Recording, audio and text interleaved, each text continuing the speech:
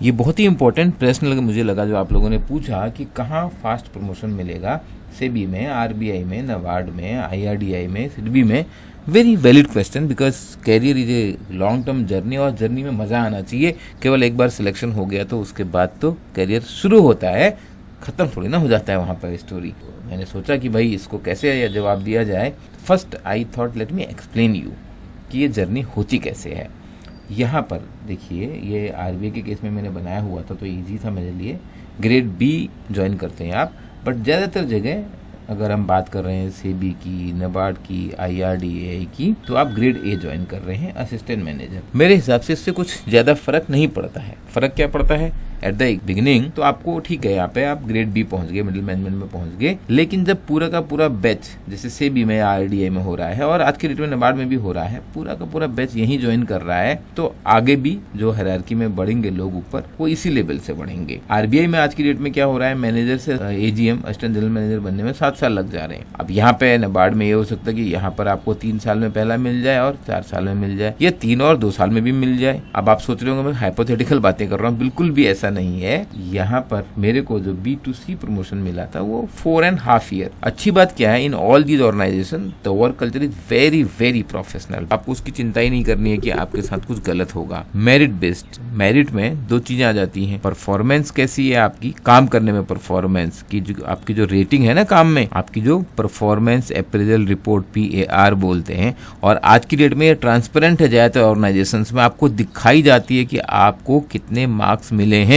तो performance appraisal में आपको एनुअल अप्रेजल होता है, आपको कैसे मार्क्स मिल रहे हैं आपकी परफॉर्मेंस अप्रेजल पे। फिर जो रिटर्न एग्जाम या इंटरव्यू है, अलग अलग ऑर्गेनाइजेशन में अलग अलग लेवल पे अलग अलग प्रोसेस है। नीचे की लेवल पे A to B, B to C, कई जगह रिटर्न एग्जाम है, कुछ जगह नहीं है, और वो भी चेंज होता रहता है, इसलिए उसकी डिटेलिंग में जाके फायदा नहीं है। बट जो भी होगा, चाहे रिटर्न एग्जाम हो, चाहे इंटरव्यू हो, चाहे बोथ हो, इंटरव्यू तो मोस्टली होता ही होता है, और सीनियर लेवल पे आते आते केवल इंटरव्यू रह जाता है, और टॉप लेवल पे आते आते तो बस इंटरव्यू के नाम पे आपको चाय पिलाने बैठाते हैं गवर्नर या डिप्टी गवर्नर, और उसी चिट चैट में डिसाइड कर लेते हैं। एक्चुअली डिसाइड तो पहले से ही होता है, क्योंकि सबको मालूम होता है आप साल भर काम क्या कर रहे हो। एक फॉर्मेलिटी पूरी करनी होती है कि आपको फेयर चांस दिया गया अपने को रिप्रेजेंट करने का, तो वहां की बात तो आप अभी के लिए भूल जाइए। नीचे के लेवल में बात करें तो ये आपका परफॉर्मेंस और आपकी परफॉर्मेंस इन द एग्जाम और इंटरव्यू मेनली ये मैटर करता है। किस किस डिपार्टमेंट में आपने काम किया है, उससे भी आपकी परफॉर्मेंस इंटरव्यू में बेटर हो जाती है।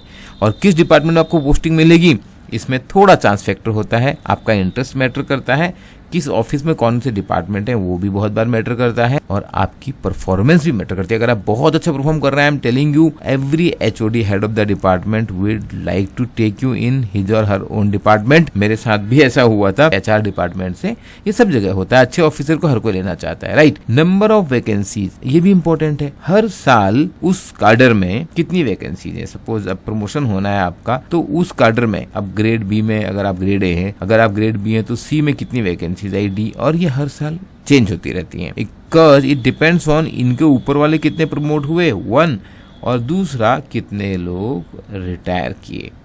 अब अगर बहुत यंग लोग ऑर्गेनाइजेशन में बन गए हैं GM CGM लेवल पे, तो ऑफकोर्स वो 10-10 साल वहां रहेंगे, 50 साल की एज में बन जाते हैं, बल्कि 45 साल में कई बार RBI में GM बन जाते हैं बहुत लोग। तो 15 साल तो अभी इसके ऊपर रहना है, और इसके ऊपर वैकेंसीज है बहुत कम, तो नीचे वालों को उस समय टाइम लग जाएगा, लेकिन फिर वो एक साथ रिटायर होंगे, फिर नीचे वाले फटाक से ऊपर बढ़ जाएंगे। मुझे हमारे एक सीनियर का स्टेटमेंट याद है, कहते हैं मुझे ग्रेड B से ग्रेड C में 10 साल लगे थे, RBI की बात बता रहा हूँ ये, और ग्रेड C से grade F chief general manager बनने में अगले 10 साल लगे थे। तो 20 साल में ग्रेड F बनना इज ए बिग अचीवमेंट। आप चीफ जनरल मैनेजर बन गए 20 साल में, लेकिन पहला 10 साल तो आपको लग रहा है आप बढ़ ही नहीं रहे लाइफ में आगे कुछ। तो ये डिपेंड करता है ड्यूरिंग दैट टाइम ऊपर कितनी वैकेंसीज भी आ रही हैं, और वो आपके हाथ में है नहीं, तो इस फैक्टर को तो आप भूल जाओ। आपको काम करना है अपना best, so that whenever there is an opportunity you don't miss it. सबसे इंपॉर्टेंट वो होता है, अपने बैच में जब भी अपॉर्चुनिटी आएगी, अगर आप मिस नहीं करोगे तो आपकी सीनियोरिटी बनी रहेगी और आप प्रमोशन लेते रहोगे, हायरार्की में ऊपर